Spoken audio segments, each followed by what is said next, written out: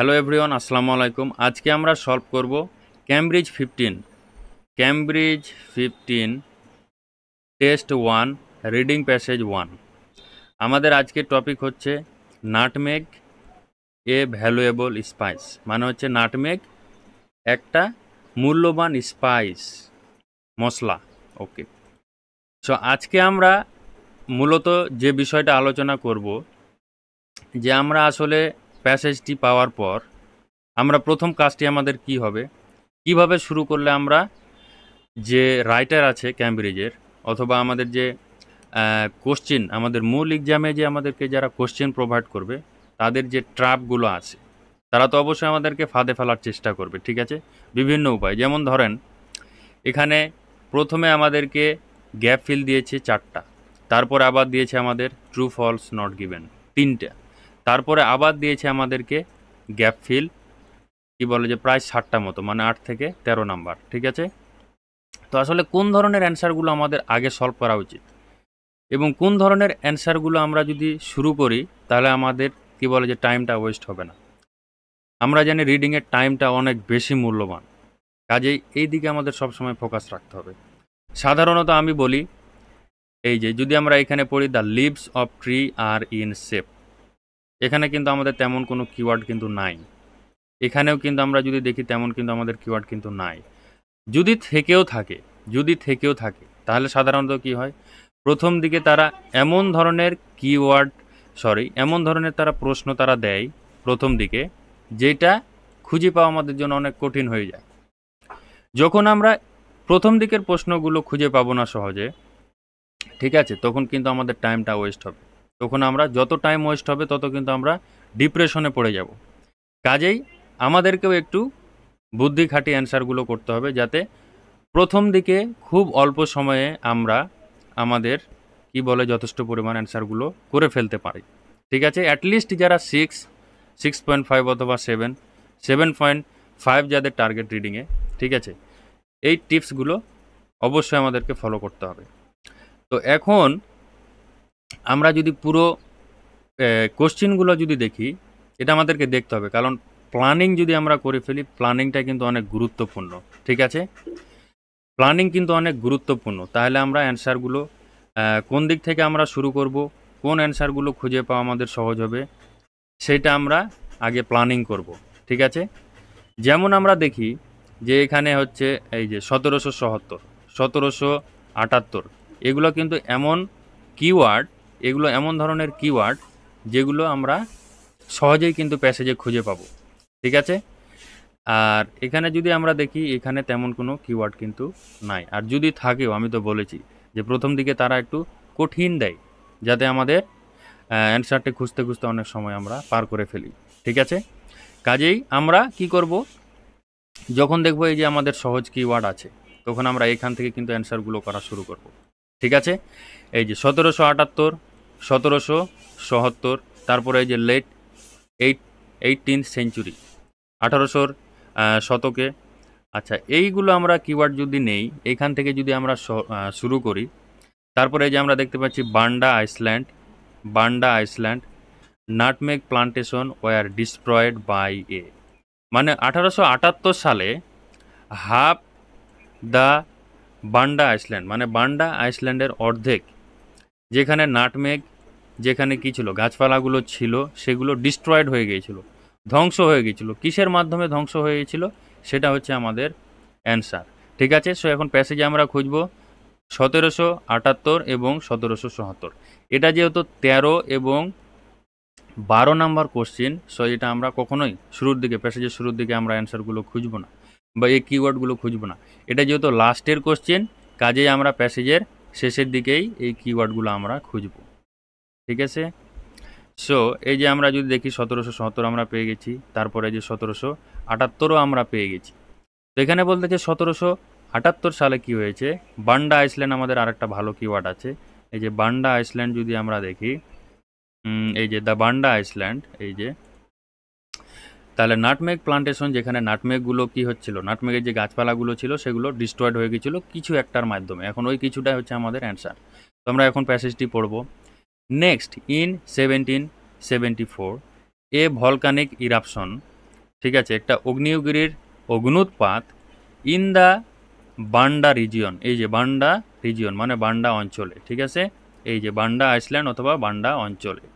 আচ্ছা, cost A tsunami that wiped out মানে হচ্ছে কি নিশ্চিহ্ন করে দেওয়া বা ধ্বংস করে দেওয়া, এই যে ডিস্ট্রয়, ওয়াইপড আউট সেম কথা। হাফ দ্য নাটমেগ গ্রোভস, মানে গ্রোভস মানে বন জঙ্গল, হাফ দ্য নাটমেগস গ্রোভ মানে নাটমেগের যে বন জঙ্গলটা আছে সেটা অর্ধেকটাই কি করে ফেলেছে, ধ্বংস করে ফেলেছে। কিসের কারণে? কজ এ সুনামি, এ সুনামি, সুনামি মানে হচ্ছে কি একটা ঝড় তুফান বা বাতাস, ঠিক আছে, এটাই তার ধ্বংস করে ফেলেছে। এখানেও আমাদেরকে উত্তরে আমাদের কাছে জানতে চেয়েছে যে এই বান্দা আইসল্যান্ডটা যে ধ্বংস হয়েছে কিসের মাধ্যমে? কজ হচ্ছে কি সুনামি, এই যে সুনামি।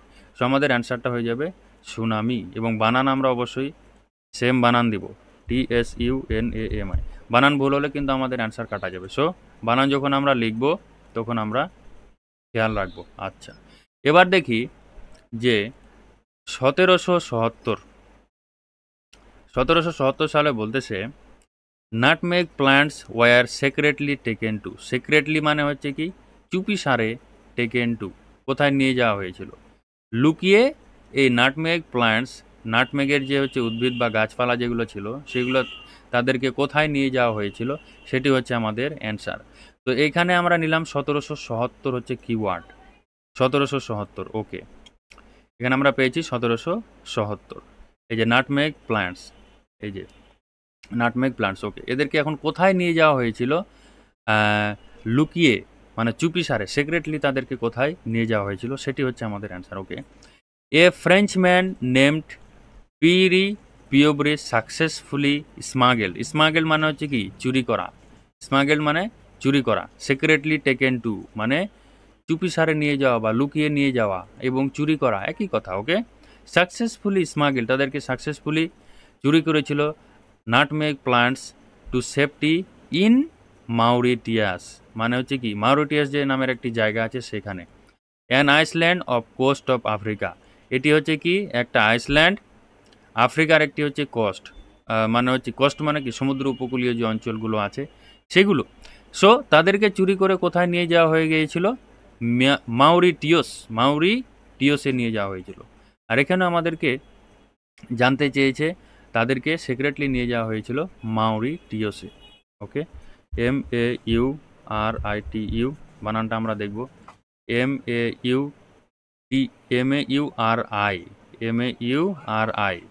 ওকে, TIUS।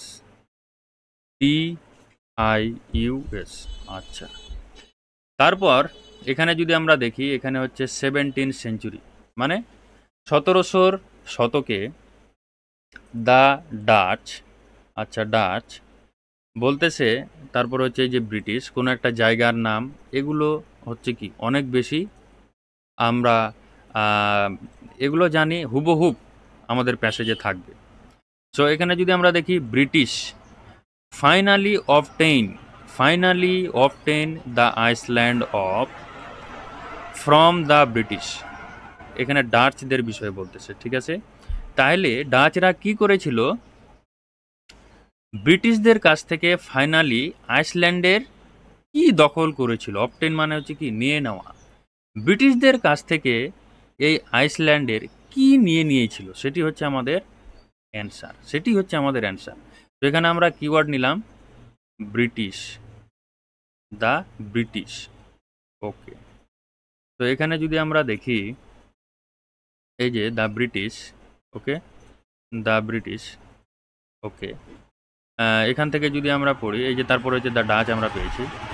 আচ্ছা, the Dutch offered a trade, ডাচরা কি করলো? The Dutch offered a trade, একটা বাণিজ্য তারা অফার করলো। ইফ দ্য ব্রিটিশরা যদি would give them the island of Run, ঠিক আছে, এই যে আইসল্যান্ড অফ রান, যদি ব্রিটিশরা তাদেরকে এই যে আইসল্যান্ডের রানটা যদি তাদেরকে দিয়ে দেয়, ঠিক আছে, কি হবে? দে উড ইন টার্ন, তারা টার্ন করবে, ফেরত দিবে, কি ফেরত দিবে? Britain A distance and much less valuable Iceland, দূরে এবং কম ভ্যালুয়েবল মানে কম মূল্যবান একটা আইসল্যান্ড তাদেরকে কি করবে? ফেরত দিবে ইন নর্দার্ন আমেরিকাতে। অ্যান্ড কি হলো? দ্য ব্রিটিশ এগ্রিড, মানে ব্রিটিশ সেটাতে মত দিল। মত দিল মানে কি? এই ডাচরা তাদেরকে যেটা অফার করেছিল যে আইসল্যান্ডের রানটা আমাদেরকে তোমরা দিয়ে দাও, তাহলে আমরা তোমাদেরকে নর্থ আমেরিকাতে একটি জায়গা দিব। ডাচদের এই অফারে ব্রিটিশরা এগ্রি হলো, রাজি হলো। তার মানে কি? ডাচরা এই জায়গাটি পেয়ে গেল। ঠিক আছে, এখন আমাদের অ্যান্সারটি হচ্ছে, তার মানে ডাচরা ব্রিটিশদের কাছ থেকে আইসল্যান্ড অফ রান এই জায়গাটি পেয়ে গেল। সো আমাদের অ্যান্সার হচ্ছে রান। আচ্ছা, রান হচ্ছে আমাদের অ্যান্সার। আরেকটা জিনিস আপনাদেরকে বলি, অনেকে বলেন যে অনেকে কনফিউজে থাকেন যে আসলে আমরা অ্যান্সারগুলো যে লিখবো সেটা ক্যাপিটাল লেটারে লিখবো না স্মল লেটারে লিখবো। বোথ আর কারেক্ট, নো প্রবলেম। আপনি যেটাতে কমফোর্টেবল সেইটাতে লিখেন। অনেকের মধ্যে ভুল ধারণা আছে যে জায়গার নাম হলে, স্থানের নাম হলে বা এই ধরনের কোনো কিছু হলে বড় হাতের হবে না ছোট হাতের, কোনো কিছু না। আপনি যদি কমফোর্টেবল থাকেন সম্পূর্ণ আপনি ছোট হাতের লিখেন, আপনি যদি কমফোর্টেবল থাকেন আপনি সবগুলো বড় হাতের লিখতে পারেন। আবার প্রথমটির অক্ষর আপনি বড় দিয়ে পরেরগুলো ছোট হাতেরও আপনি চাইলে লিখতে পারেন, কোনো অসুবিধা নেই, এই জন্য কোনো মার্ক কাটা যাবে না। ওকে, এখন বলতেছে পুট মানে হচ্ছে কি? দিয়ে দেওয়া। পুট অন মানে কোনো কিছুর উপরে রাখা। ওকে, নাটমেগগুলোকে কেন রাখা হয়েছে? To avoid being cultivated outside the Iceland, মানে যাতে করে এই নাটমেগগুলোকে আর কোথাও চাষাবাদ করা না যায়। Avoid being cultivated outside the Iceland মানে এই আইসল্যান্ডের বাইরে যাতে করে এই নাটমেগকে আর কোথাও চাষাবাদ করা না যায়, এই জন্য এই নাটমেগে কিছু একটা দেওয়া হয়েছে। এখন কি কিছু একটা দেওয়া হয়েছে সেটি হচ্ছে আমাদের অ্যান্সার। ওকে, সো এখানে আমাদের কিওয়ার্ড নিব অ্যাভয়েড বিং কাল্টিভেটেড। এখানে আসলে তেমন কিওয়ার্ড নেই, আমাদেরকে প্যাসেজ পড়ে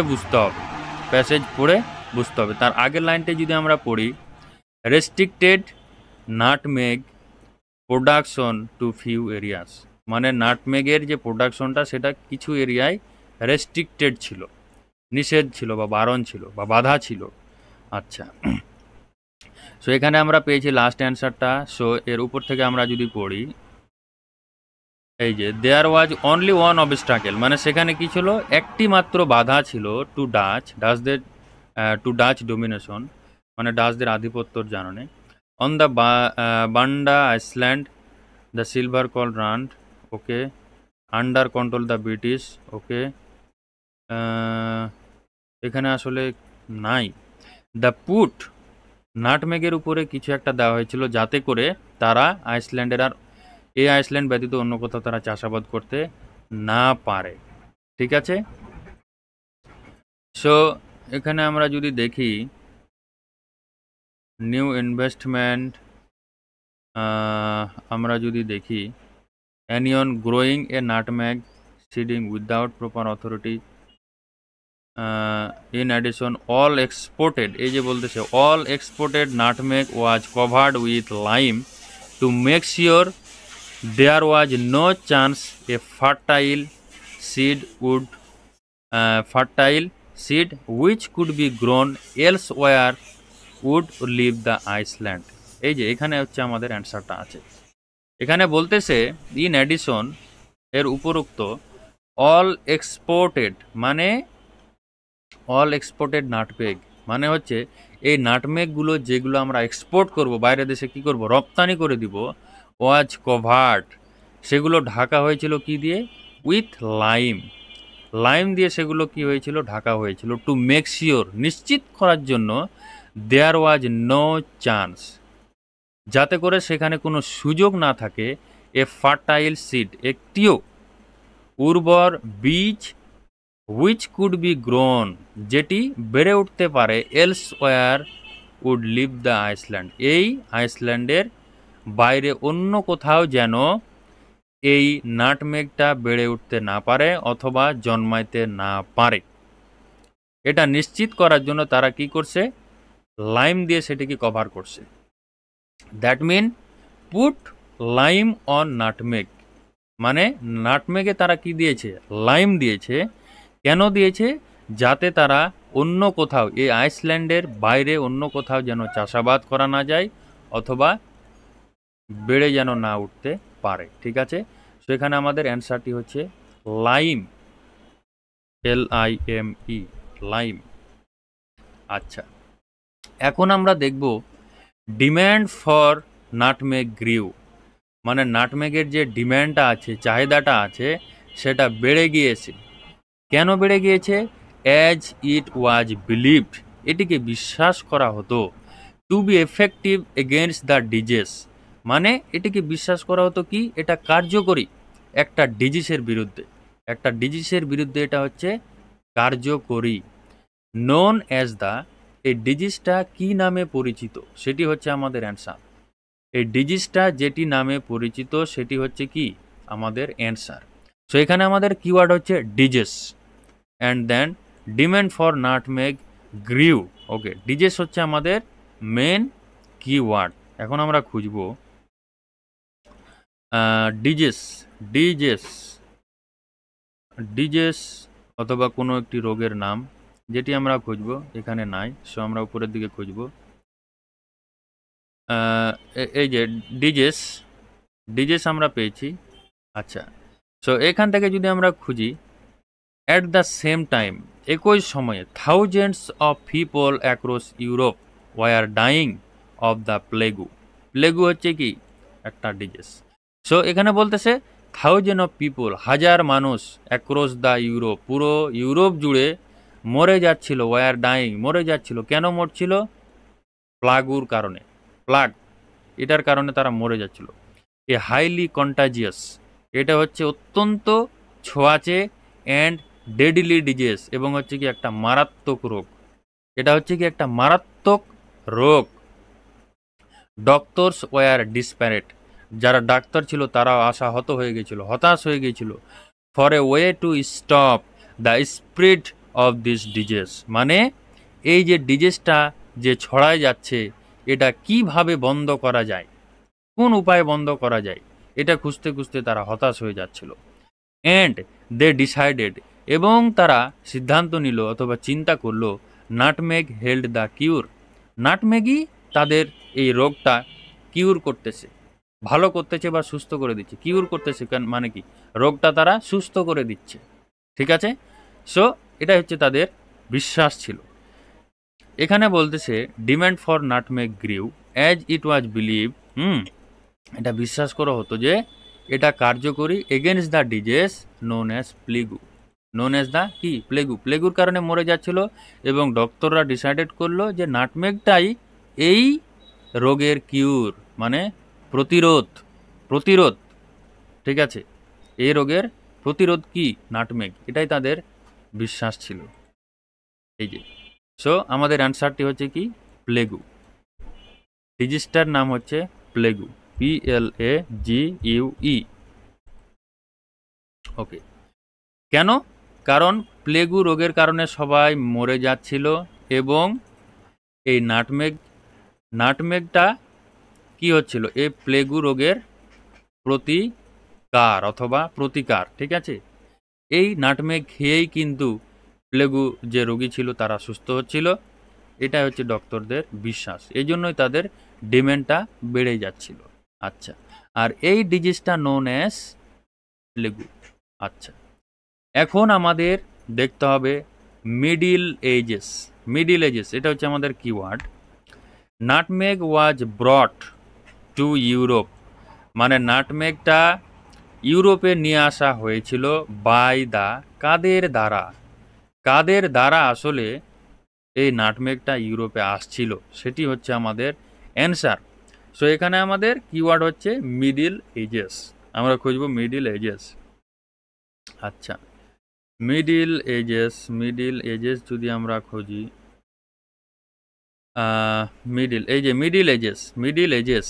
আচ্ছা, এখন এখান থেকে যদি পড়ি, and was used as a flavouring, medicinal and preservative agent throughout this period, মানে এই সময়ের মানে পুরোটা সময় জুড়ে the Arabs were the exclusive importer of the spice to Europe. মানে আরবরাই কি ছিল? এক্সক্লুসিভ মানে হচ্ছে কি অনলি, এক্সক্লুসিভ অনলি অথবা একচেটিয়ে, ইম্পোর্টার মানে হচ্ছে কি আমদানি করত, অফ দ্য স্পাইস, এই নাটমেগ যে একটা স্পাইস আছে বা মশলা আছে সেটা কি শুধুমাত্র আরবরাই ইউরোপে নিয়ে আসতো। ঠিক আছে, আরবরাই ইউরোপে নিয়ে আসতো, তার মানে হচ্ছে আরবদের দ্বারাই ইউরোপে আসতো। তাহলে nutmeg was brought to Europe by the Arabs. আমাদের আনসার হচ্ছে ARABS, আরবস। তাহলে এই নাটমেগটা ইউরোপে কাদের মাধ্যমে আসতো? আরবদের মাধ্যমে আসতো। এটি হচ্ছে আমাদের অ্যান্সার। এখন আমাদের বাকি আছে 5, 6, 7 এবং আরও বাকি আছে 1, 2, 3, 4। এখন আপনাদের ইচ্ছা যে আপনারা কোনটা সলভ করবেন, ট্রু ফলস, নট গিভেন, নাকি আবার আপনারা সলভ করবেন হচ্ছে গ্যাপ ফিল। আমার তো মনে হয় যে গ্যাপ ফিল আগে সলভ করাই ভালো হবে। দেখেন, আমরা যেহেতু এইখান থেকে অ্যান্সারগুলো পেয়ে গেছি, এই পর্যন্ত, এখান থেকে নিচ পর্যন্ত আমরা কিন্তু পুরো প্যাসেজ জুড়ে অ্যান্সারগুলো পেয়েছি। কাজেই এখানে খুব বেশি সম্ভাবনা আছে যে 1 থেকে এই যে 4 নাম্বারের যে প্রশ্নের উত্তর সেগুলো প্যাসেজ 1 থেকে এসেছে। ঠিক আছে, ক্যামব্রিজ আসলে এরকমই, লজিকটা আমাদেরকে বুঝতে হবে। 2 নাম্বার প্যাসেজ থেকে শুরু করে নিচের প্রত্যেকটা প্যাসেজ থেকে যেহেতু আমরা এই নিচের অ্যান্সারগুলো পেয়েছি, আর 1 নাম্বার প্যাসেজে যেহেতু আমরা এখনো হাত দিই নাই, এই প্যাসেজে যেহেতু এখন আমরা হাত দিই নাই, দ্যাটস মিন 1 থেকে 4 নাম্বার প্রশ্নের উত্তর কিন্তু আমরা এখানেই পাবো। ঠিক আছে, সো ভিডিওটি অনেক বড় হয়ে যাচ্ছে, কাজেই আমি এখন আর সলভ করবো না। এর পরবর্তী যে ভিডিও আমি বানাবো সেইখানে এই প্লেলিস্টে আমি এটার এক্সপ্লেনেশন দিয়ে দেবো, এই যে 1 থেকে 4 এবং 5 থেকে 7। ঠিক আছে, সে পর্যন্ত ভালো থাকবেন এবং ভিডিওগুলো ইনফরমেটিভ যদি আপনার কাছে মনে হয়ে থাকে অবশ্যই ভিডিওটি শেয়ার করবেন আপনার বন্ধুদের সাথে। অন্ততপক্ষে আপনি একটি লাইক কমেন্ট করবেন, তাহলে কি হবে, যারা রিডিংয়ে স্ট্রাগল করতেছে, এক্সপ্লেনেশন প্রয়োজন, কিভাবে অ্যান্সার হচ্ছে বুঝতে পারতেছে না, ডিপ্রেশন, তাদের কাছে ভিডিওটি চলে যাবে, তাহলে সবাই উপকৃত হতে পারবেন। আর কোনো কিছু জানার থাকলে অবশ্যই কি করবেন, কমেন্ট করবেন, আমি অ্যান্সার দেব ইনশাআল্লাহ। সো ভালো থাকবেন, অনেক ধন্যবাদ।